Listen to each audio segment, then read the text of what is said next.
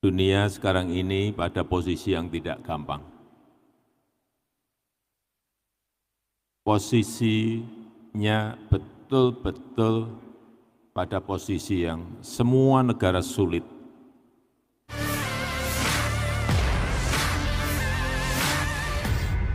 Presiden Joko Widodo menyebutkan perang Rusia dan Ukraina masih akan berlangsung lama. Kesimpulan itu menurut Presiden, setelah dirinya bertemu dengan Presiden Ukraina Volodymyr Zelensky dan Presiden Rusia Vladimir Putin beberapa waktu lalu.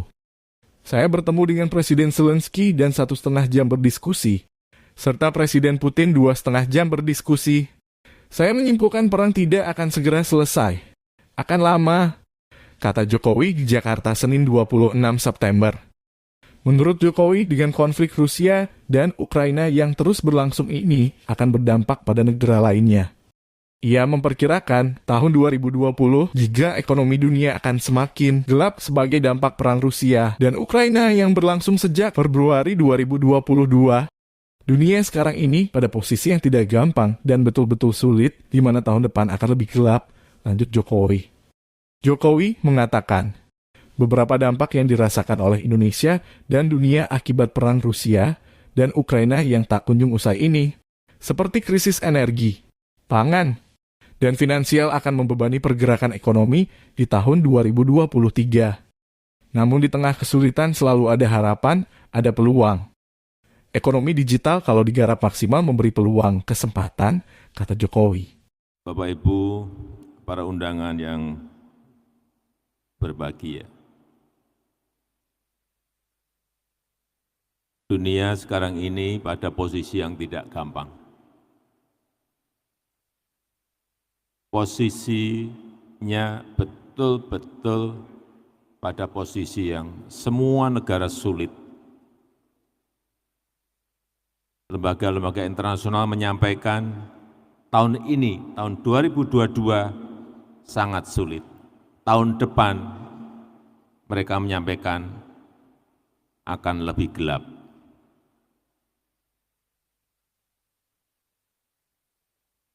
Saat saya bertemu dengan Presiden Putin selama 2,5 jam diskusi, ditambah dengan ketemu dengan Presiden Zelensky 1,5 jam saya berdiskusi, saya menyimpulkan perang tidak akan segera selesai, akan lama. Dan itu berakibat kepada kesulitan-kesulitan yang lain. Krisis pangan, krisis energi, krisis finansial, COVID yang belum pulih, dan akibatnya kita tahu. Sekarang ini baru saja saya dapat angka 19.600 orang setiap hari mati kelaparan karena krisis pangan. Tapi itu dunia.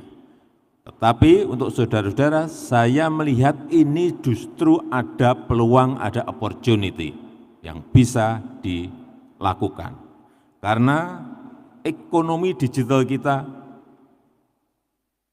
tumbuh pesat dan tertinggi di Asia Tenggara. Melompat 8 kali lipat dari 2020, kira-kira 632 triliun melompat menjadi 4.531 triliun nanti di 2030.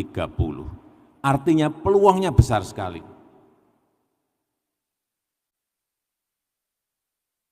Dan ini adalah kesempatan Bapak, Ibu, dan saudara-saudara sekalian, terutama yang muda-muda. Karena juga pengguna internet di Indonesia ini sudah mencapai 77%. 77%. Dan penggunaannya 8 jam 36 menit setiap harinya, coba. Besar sekali potensi yang ada. Dan startup Indonesia ini tertinggi ke-6 di dunia. Pertama memang Amerika, India, UK, Kanada, Australia, Indonesia, nomor 6. Ini juga sebuah potensi yang besar yang harus kita kembangkan. Tetapi hati-hati, dari kategori yang saya lihat memang yang paling besar masih di fintech, 23%. Kemudian retail ada 14%.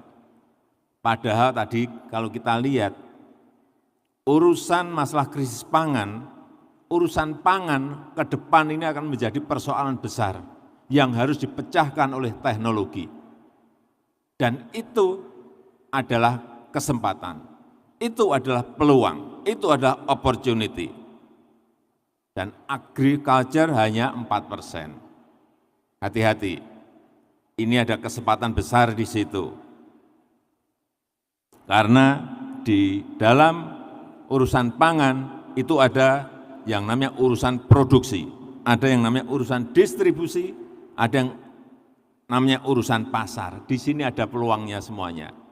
Urusan distribusi ada, urusan produksinya ada, urusan pasarnya ada, peluang semuanya. Dan yang namanya urusan pangan ini kan tidak hanya urusan beras saja. Komoditas yang lainnya banyak sekali. Sayur pun juga macam-macam jenisnya. Pangan tidak hanya beras,